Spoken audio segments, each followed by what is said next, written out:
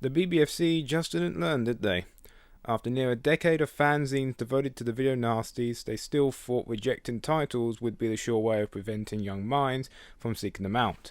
Such action was taken against 1989's Curfew. The BBFC began doing this very cute little thing in the late 80s. Whilst they couldn't ban too many titles and risk a liberal uproar, they could advise distributors that it wasn't even worth the price of admission to submit certain titles, so they didn't. Whilst it's not known how fair certain judgments were, did they even screen some of these bloody films, it is common knowledge now of the influence of tabloid media and contemporary politics on certain rulings. Speculation as to why Curfew was effectively banned revolve mainly around the James Bulger case, which is now considered infamously as the most draconian period of the 100-plus year history of the BBFC. Dark, dark days, which are now thankfully past us, for now, as Curfew is now readily available at your local kegs for a fraction of a cup of Costa next door. Was there possibly anything else, though, that irked those moral guardians?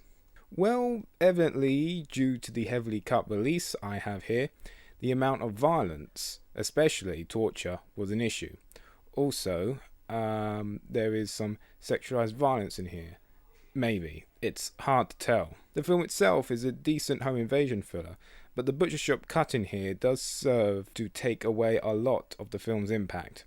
The two invaders are menacing and do the usual humiliation shtick, and some of it's effective even. What's good about this film, well, at least from an entertainment aspect, is that the home residents fight back. This makes the experience slightly less depressing and gives it that gung-ho 80s feel to the picture.